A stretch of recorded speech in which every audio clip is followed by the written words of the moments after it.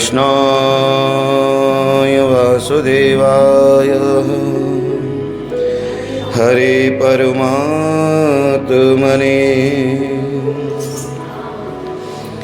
प्रणतक्लेशनाशाय गोविन्दाय नमो नमः।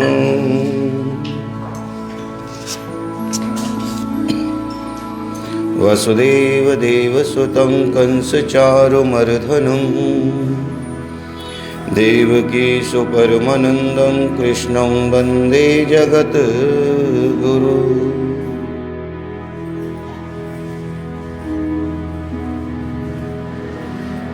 हरिपूजन महत्तम श्रोतिमेक्षासि हे मुने। पृथु जी ने कहा कि हे मुनि, मैं हरि पूजन का महत्व सुनना चाहता हूँ। आप धर्मों के ज्ञाता सर्वश्रेष्ठ, विस्तार पूर्वक से मुझे धर्मों के बारे में बताएं। भगवान विष्णु की जो पूजा है, मनुष्य को भगवान विष्णु के धाम कैसे पहुँच जाता है, उसके लिए वो मनुष्य क्या करता है कि उसे भगवान की प्राप्ति हो जाए। क्योंकि सांसारिक जो मनुष्य है ना, भगवान रहता तो उसके पास है, पर वो महाराज उसे देख नहीं पाता, उसे मिल नहीं पाता, उससे बात नहीं कर पाता, उसकी भक्ति नहीं कर पाता। तो आप बताओ कि उसके जीवन का जो कल्याण है ना, वो कैसे होगा, उसे भगवान की प्राप्ति कैसे होगी। तो कहा महाराज देखो, कलिंद पर्वत पर दीर्घपुर नामक एक रमणीय नगर है। वहाँ एक राजा हैं धर्मात्मा चंद्रवंशी, जिनका नाम है स्वभाव।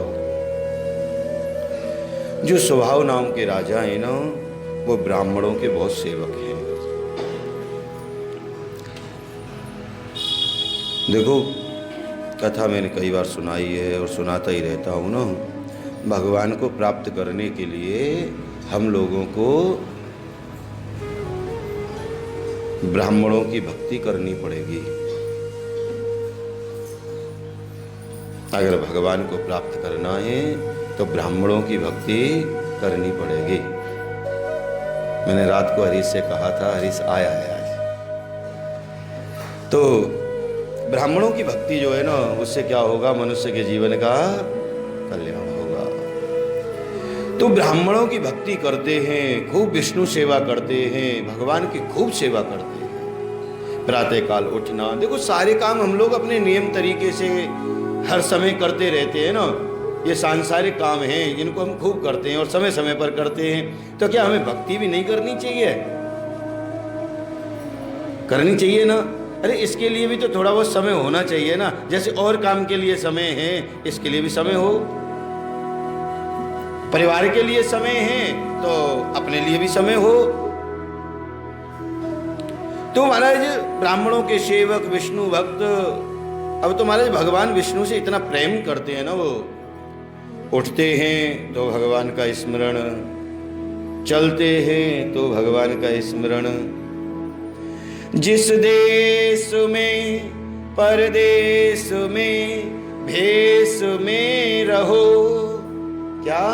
जिस देश में परदेश में जिस भेष में रहो, राधा रमण रटते रटते रहो रटते। भगवान ये नहीं कहता तुमने स्नान नहीं किया, भगवान ये नहीं कहता तुमने खाना खा लिया अब भजन नहीं करोगे, पाबंदी नहीं है। अरे भैया, जो कर रहे हो, जैसा कर रहे हो, जहां कर रहे हो ना, भजन करते रहो, मुंह से नाम लेते रहो, खूब लो खूब लो। नाम की गंगा जो है ना, उसमें स्नान करते ही रहो करते ही रहो करते ही रहो। मैंने आपको बताया ना, गंगा कितनी है? 2 है। एक तो हमारे शरीर के पापों को दूर करती है, और एक गंगा कौन सी है पता है आपको? ज्ञान गंगा। क्या गंगा है? ज्ञान की गंगा। उस ज्ञान की गंगा में नहाओगे ना, गोते लगाओगे ना, तो भगवान की शरण मिल जाएगी। तो ज्ञान गंगा है। अब देखो दोनों निकली कहां से हैं? जो गंगा है, जो हमारे शरीर के हमारे पापों को दूर करती है, पितरों के पाप धोते, पितरों को मुक्त करती है ना, हमारे पितरों को अपने धाम में लेती है ना, तो वो गंगा कौन सी है? जो भगवान विष्णु के चरणों से निकली है कि नहीं? और भगवान विष्णु तक पहुंचाने वाली गंगा कौन सी है? जो भगवान के मुख से निकली है कि नहीं? अरे वेद पुराण गीता ये सब क्या है?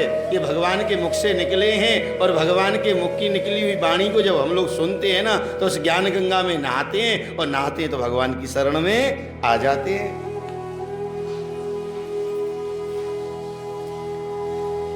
तो महाराज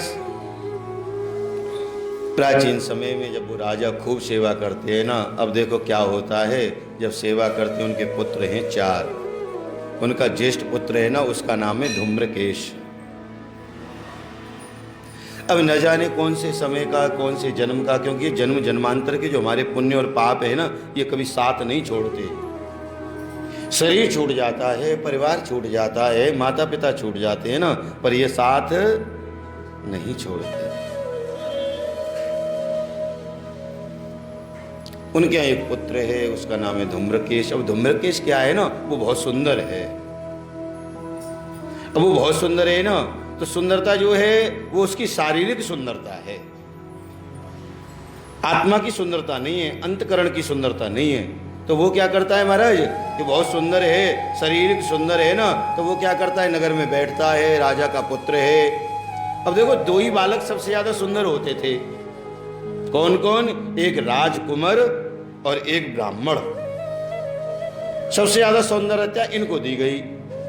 तो महाराज जो राजकुमार है ना, वो क्या करता है कि बहुत सुंदर है ना वो राजकुमार, तो महाराज वो व्यभिचार करता है, क्योंकि वो शारीरिक सुंदर है ना, वो व्यभिचार करता है। अब एक राजा और उस राजा का जो पुत्र है वो व्यभिचार करे, तो बताओ महाराज राजा को कोई राजा मानेगा क्या? है? अभी बात राजा को पता है, राजा ने कई बार उसे धमकाया है, डांटा है, फटकारा है, पर बेटे की जो आदत है ना वो मानता नहीं है। अब जब महाराज अति पार होती चली गई, आगे बढ़ती चली गई, एक दिन क्या हुआ, वो बच्चों के साथ में खेल रहा था, गेंद खेल रहा था। अब गेंद खेलते खेलते क्या हुआ, गेंद जो है ना वो राजभवन में चली गई।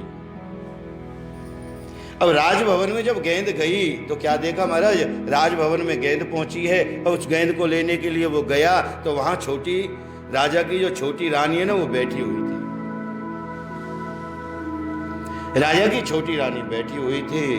राजा की छोटी रानी को बैठे हुए देखा।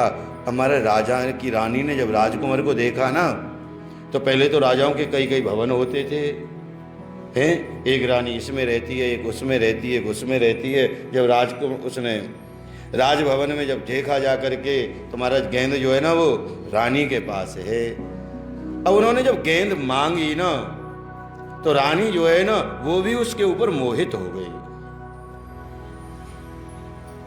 वो उसके ऊपर मोहित हो गई। अब रानी मोहित हो गई महाराज। राजा का जो बालक है ना वो गेंद मांगता है, पर महाराज जो रानी है ना वो गेंद देती नहीं है, इनकार कर देती है। बातें करती है तो ऐसी करती है जैसे मोह की बात हो, जैसे उसको फंसाने की बात हो, ऐसी बात करने लगी।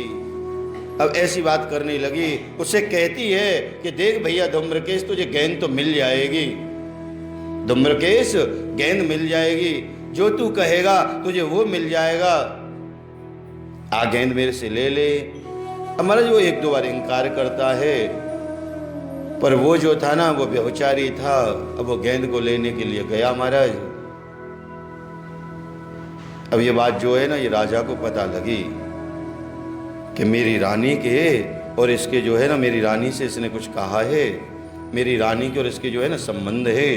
तो उसने क्या किया, धूम्रकेश को बुलाया, अपने राज दूतों से लेकर के, पुत्र मोह के कारण उसे मारा तो नहीं, उसे खत्म करना चाहिए था, उसे मारा नहीं ना, उसे लेकर के महाराज कहाँ छोड़ दिया? जंगल में छोड़ दिया। अब उसकी आदत तो सुधरी नहीं, उम्र कम थी, महाराज मीठ मांस इत्यादि खाता है, किसी भी नियम का पालन नहीं करता, और वहां भी ऐसा ही करने लगा।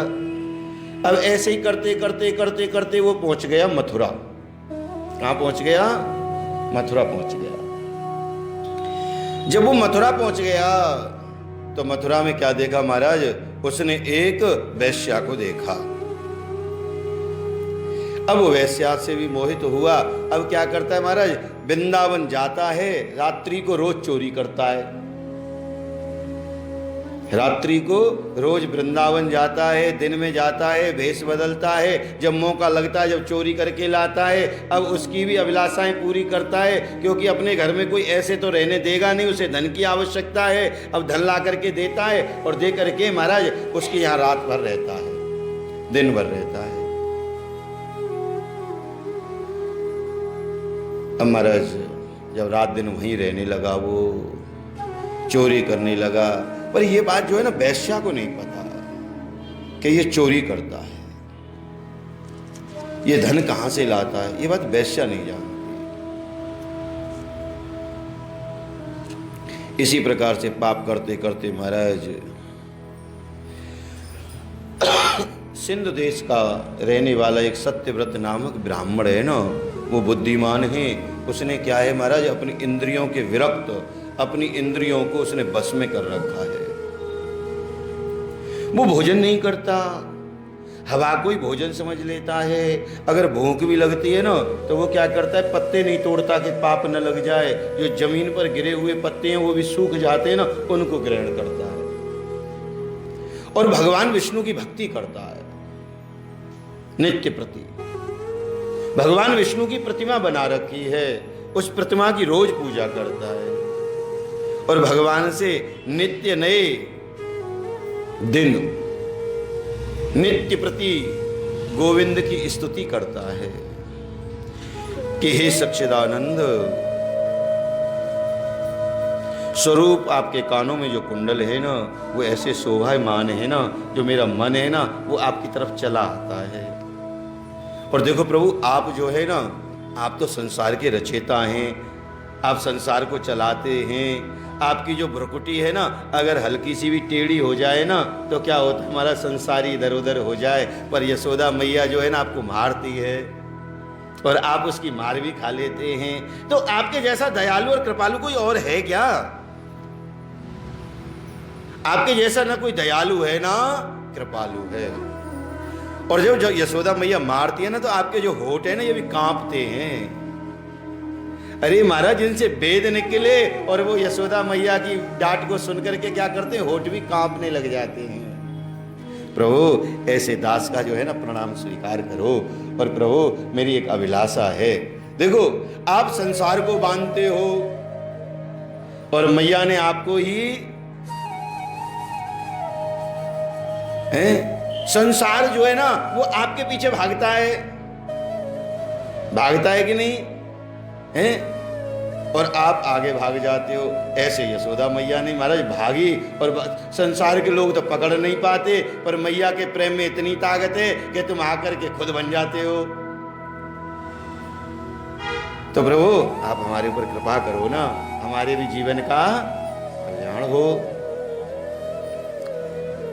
अब तो महाराज मेरी कोई वैसी अभिलाषा नहीं है कि मैं आपसे कुछ चाहूं। देखो प्रभु, या तो मुझे सांसारिक संबंधों से मुक्त करो,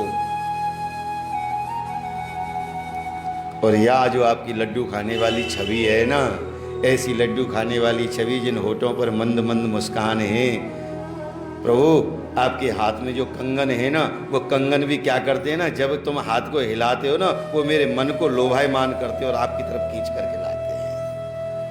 तो प्रभु, एक काम करो ना, या तो मुझे मुक्त करो, और या जो है ना, आप इस छवि को लेकर के मेरे हृदय में वास करो, जिससे मेरा मन जो है ना वो आपका ही हो जाए। मेरा मन जो है ना वो भटके नहीं, मेरा मन जो है ना वो इधर उधर न जाए। क्योंकि मन बड़ा चंचल है, कैसे तेरा भजन करूं, जितना इसे समझाऊं उतना ही मैं चलता। हम लोग जो है ना भगवान की तरफ आने की कोशिश करते हैं, आते हैं ना, तो क्या होता है, संसार की कोई ना कोई बात हमें खींच लेती है, दूर कर देती है, आने नहीं देती। माला जपने लग जाए ना, जो बात कभी याद नहीं आई वो याद आ जाती है, हैं? पूजा करने लग जाए ना, जो बात हमने कभी सोची नहीं वो हो जाती है। ये सब कथा जो है ना कृष्ण कथा में आई। भगवान कृष्ण दूध पीना चाहते हैं ना, हैं? अब दूध भी सोचने लग गया, अगर ये ऐसे पिएंगे तो मुझे कौन पिएगा, भाई मैं भी तो चूल्हे पे रखा हुआ हूं ना, मुझे कौन पिएगा, हैं? अब दूध निकलने लगा। अब निकलने लगा तो मैया ने क्या किया, कृष्ण को गोदी से हटाया। यह सांसारिक कथा आई, कृष्ण को गोदी से हटाया कि दूध निकल जाएगा। अरे जब तू साक्षात नारायण को दूध पान करा रहे हो ना, तो फिर भागने की जरूरत क्या है? यही माया है। जब हम लोग भगवान का भजन कर रहे हैं तो फिर संसार में सोचने की जरूरत क्या है? तुम्हारा रोज पूजा करता है, भगवान की बड़ी प्रसन्नता से नित्य प्रति जब पूजा करने लगा, लंबी लंबी श्वासें लेता है, भगवान को महाराज प्रसन्न करके प्राणायाम करके अब कहने लगे, हे प्रभु देखो मैं आपको एक बात कहूं कि हे राधा की स्वामी, राधा रानी जो है ना, उनका नाम सुन करके भी आप प्रसन्न होते हो ना, तो प्रभु आप मेरे हृदय में निवास करो, जिससे कि मेरा जीवन जो है ना, देखो कुछ समय का जीवन है, अब मेरे को पता भी नहीं कि कितने दिन का है ना, तो आप अगर मेरे हृदय में निवास करोगे तो मेरी मुक्ति होगी। मैं चाहता हूं कि मैं आपके चरणों में निवास करूं, अब मुझे संसार की आवश्यकता नहीं है। मतलब इसी प्रकार से करने लगा। अब ये सारी बात जो है ना, जब वो चोरी करने के लिए जाता था ना धूम्रकेश, तो ये सब देखता था कि ये कर क्या रहा है ब्राह्मण। अब ब्राह्मण के पास कुछ था तो नहीं जो उससे यहां से चुरा करके ले आता। अब ब्राह्मण के पास जो चुराने वाली चीज थी ना, वो उसने चुराई। संसार से चुराता है तो संपत्ति, संसार से चुराता है तो दौलत है, संसार से चुराता है तो महाराज व्यभिचार। पर ब्राह्मण के पास तो ऐसा कुछ था ही नहीं ना। एक वो हुए गुरु, और गुरु के साथ जाता है एक शिष्य। गुरु के साथ क्या जाता है? शिष्य। अब दोनों जा रहे थे महाराज, रास्ते में रात हो रही थी, बहुत अंधेरी, सर्दियों में तो वैसे भी अंधेरी रात होती है, उजाला नहीं होता, और फिर महाराज सब लोग सो जाते ना तो सुनसान रहता है। अब वो जा रहे थे ना रास्ते से, तो क्या हुआ, चेला कहता है गुरुजी, कहने लगे हाँ मुझे डर लग रहा है, मुझे डर लग रहा है। गुरुजी ने कहा कोई बात नहीं, जब मैं तेरे साथ हूं डरने की क्या बात है, चल मेरे साथ साथ चल। 1-2 मिनट बीते, फिर कहने लगा चेला के गुरुजी मुझे डर लग रहा है। गुरुजी ने कहा डर किस बात का है यार, हमारे पास है क्या जो डर है, तू चल ना हमारे साथ, कुछ नहीं होगा। थोड़े से और आगे बढ़े। अब उसने तिवारा फिर कहा, तीसरी बार कहा कि गुरुजी मुझे डर लग रहा है। अब गुरुजी ने कहा एक काम करना। कहने लगे क्या? जो तेरे पास है उसे फेंक दे, जो तेरे पास है उसे फेंक दे। अब महाराज वो फेंके कैसे? अब उसने फेंका नहीं, गुरुजी ने कहा तो उसने फेंका नहीं ना। फिर क्या हुआ, फिर थोड़ा आगे गए, फिर कह लगा गुरुजी मुझे डर लग रहा है। अब गुरुजी आए उसके पास में, उसके पास में क्या था महाराज, ऐसे लेकर के ऐसे एक पोटली बना करके कांख में लगा रखी थी। अब उस पोटली में क्या था महाराज, एक चांदी की ईंट थी। क्या था? चांदी की ईंट थी। गुरुजी ने उसके बराबर से निकाली और निकाल के फेंक दी। कहने लगे अब चल मेरे साथ। अब साथ चलने लगे। जो अब डर लग रहा है, जो कि नहीं लग रहा, जो कि तुझे थोड़ी लग रहा था, उस ईंट को डर लग रहा था। डर जो है वो तुझे नहीं लग रहा था, उस ईंट को लग रहा था। कि तुझे लग रहा था कि इसे कोई छीन न ले, इसे कोई ले न ले। डर तो उसका था, तेरा डर क्या है? अब लग रहा है ना, अभी तो तू वही है। कहने लगे अब गुरुजी मुझे कुछ नहीं हो रहा। कहने लगे उसका डर था। तो मेरा समझाने का मतलब ये है कि महाराज जैसे ही उसे देखता है ना, अब चुराने के पास, ब्राह्मण के पास क्या है जी? अगर यहां से कोई चोरी करेगा तो हमारी पुस्तक ले जाएगा, हैं? अब बहुत ज्यादा चोरी करेगा पंचांग ले जाएगा। और पंडित जी के पास क्या है? जो उसे चुरा करके ले जाएगा। अब चुराने के लिए अगर भक्त है ना, तो उसके लिए क्या है कि जैसे धूम्रकेश ने चुराया, कि ये पंडित जी जो है ना पूजा कैसे करते हैं, किसकी आराधना करते हैं, कितनी देर करते हैं, क्या करते हैं, किस स्तुति से परमात्मा को प्रसन्न करते हैं। अब देखो, ये भी बड़े सौभाग्य की बात है, ये बहुत सौभाग्य की बात है कि भगवान के पास रहना है। अब देखो, लोग जो है ना भगवान से मिलने के लिए सोचते हैं, और ब्राह्मण जब भगवान को कपड़े पहनाता है ना तो उसके गले मिलता है, क्योंकि जब तक गले मिलेगा नहीं, जब तक कपड़े, क्योंकि पीछे गांठ तो लगेगी नहीं है, तो गले मिलता है। और लोग सोचते हैं, तरसते हैं इसके लिए, और वो रोज गले मिल लेता है। ये क्या है? ऐसे विचार करना पड़ता है कि ब्राह्मण करता क्या है, इसको ये सब कुछ प्राप्त हुआ कैसे है। ये सब प्राप्त करता है धूम्रकेश से चुराता है। संसार से चोरी करने की आदत गई नहीं, अब तक तो कुछ और चुरा रहा था ना, अब भक्ति चुराने लगा। हमारे ये बात जो है ना राजा के दूतों को पता लगी कि ये यहाँ से चोरी करता है ना, और यहाँ से लोगों को लेकर के, महाराज धन को लेकर के वेश्या के घर जाता है। अब क्या हुआ, महाराज उसे पकड़ा, और पकड़ा ना तो उसे जब पीटने लगे ना वो मर गया। यम के दूत लेकर के गए, यमपुरी पहुंच गया। अब यमपुरी में पहुंचा तो क्या हुआ साहब, यम क्या करता है, क्या करता है यम, हैं बताओ, इस बात पे बोल नहीं रहे तुम। मारता है ना, पर मारता कब है ये सोचो, मारता कब है? पहले पूरी किताब पढ़ लेता है। क्या पढ़ लेता है? जो हमारे जीवन की किताब है उसे पढ़ लेता है, फिर पहले देख लेता है कि इसकी किताब में क्या क्या लिखा है। भाई पाप और पुण्य प्लस माइनस भी तो करने हैं ना, इसके बाद में ही तो काम शुरू होगा। अब जाते ही मारना शुरू नहीं कर सकता। महाराज पूरी किताब पढ़ने लगे। अब पूरी किताब में कहीं पुण्य है ही नहीं। अब पुण्य हो ना तो महाराज पढ़ते पढ़ते पढ़ते पढ़ते महाराज किताब कहाँ जा रही है? डी एंड की तरफ। क्या एंड आने वाला है? जब एंड आने वाला होता है ना तो माताएं और भी ज़्यादा बढ़ जाती हैं। कार्तिक के 5 दिन ही नहाएंगे तो पूरा हो जाएगा। वैसे रोज नहाने से ही काम होगा। अगर 5 दिन ही खाना खाएंगे और 1 महीने नहीं खाएंगे तो काम थोड़ी हो सकता है? नहाने से तो रोज से ही होगा। तो हमारे ऐसे ही जो है ना उसे लेकर के गए, पूरी किताब पढ़ी ना। पूरी किताब पढ़ते पढ़ते क्या हुआ, जब पीछे किताब पहुंची ना तो देखा कि महाराज इसने क्या है, भगवान विष्णु को पूजा करते हुए देखा।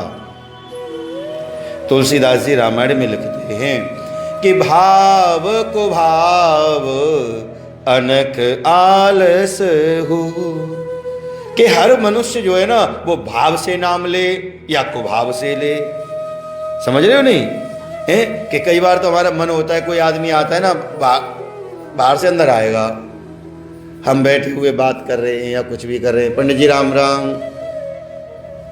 अब पंडित जी का मूड ही नहीं है, पंडित जी कहीं और लगे हुए। अरे पंडित जी 2 बार राम राम करी आपने, ली नहीं। फिर वो क्या करेगा ना, अच्छा जी राम राम।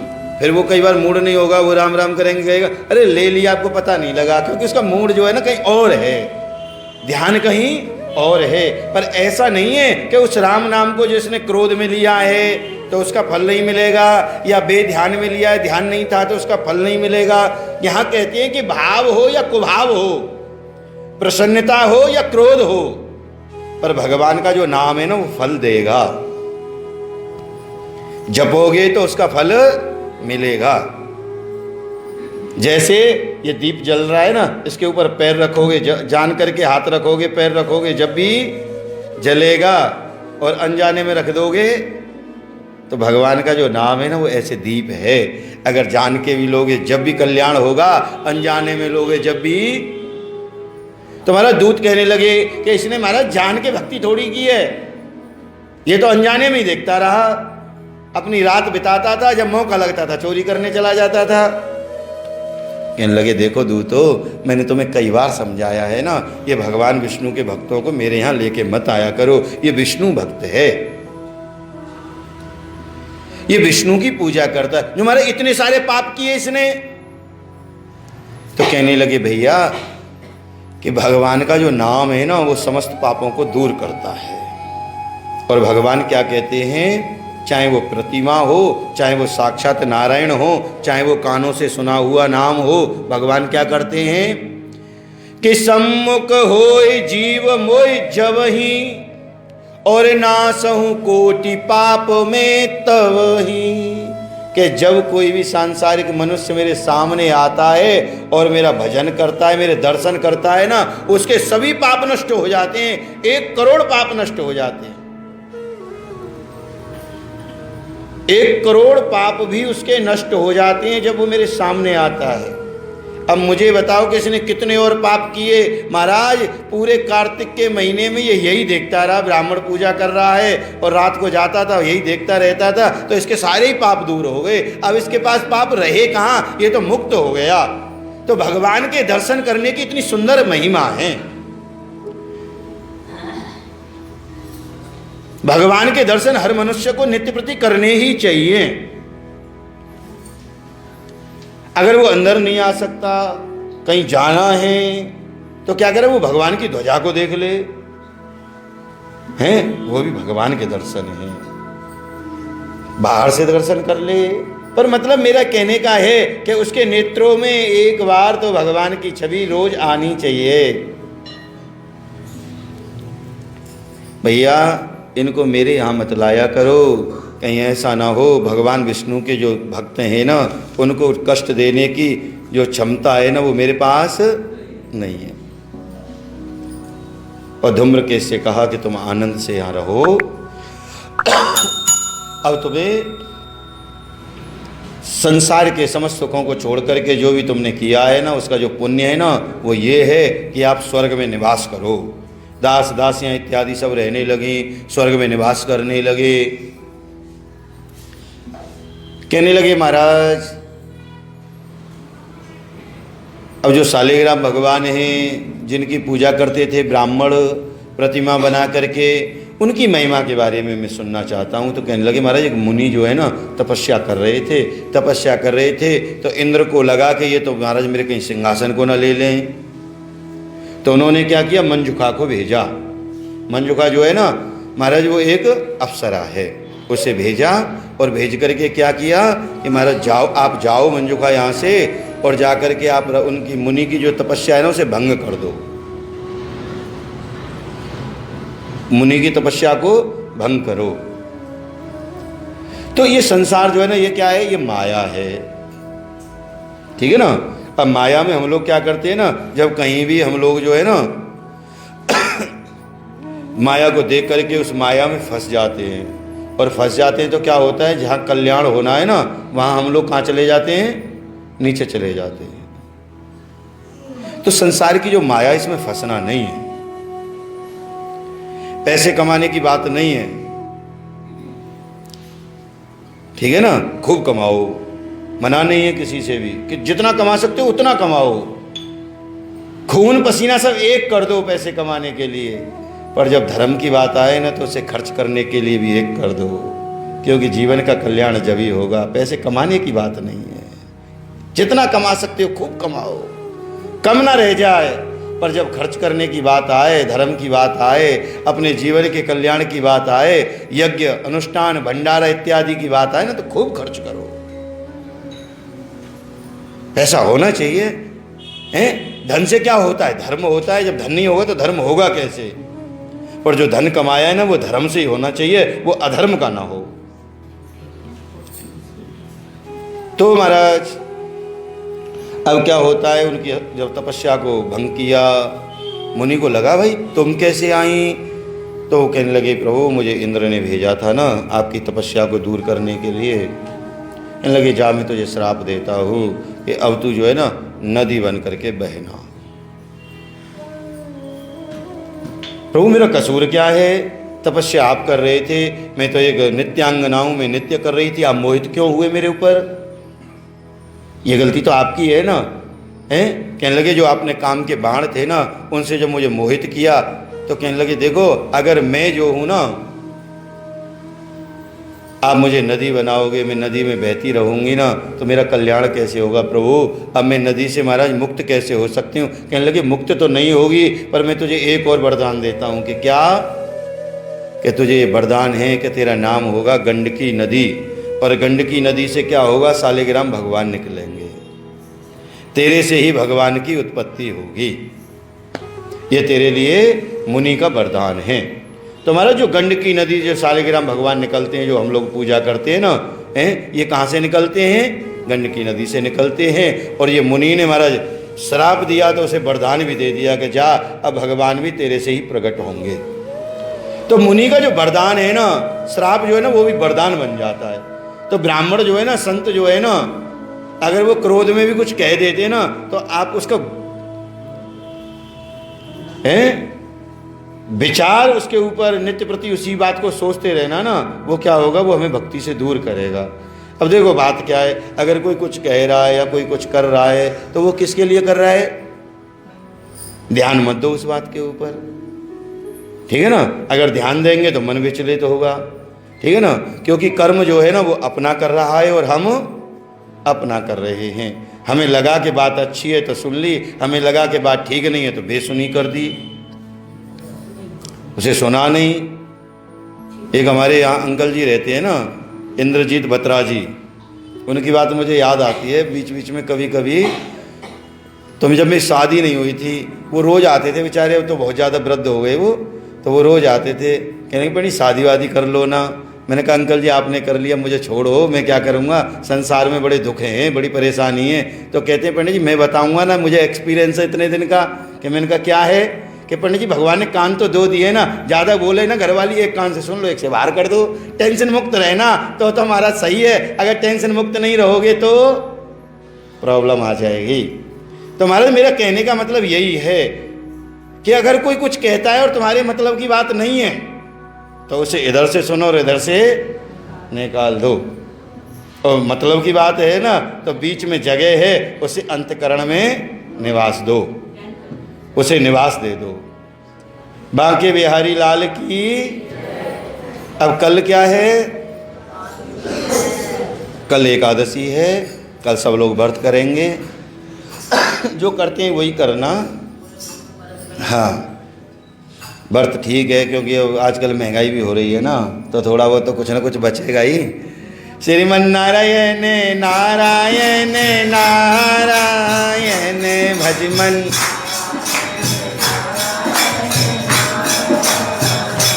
बेलनी के बेर सुधामा के तांदुल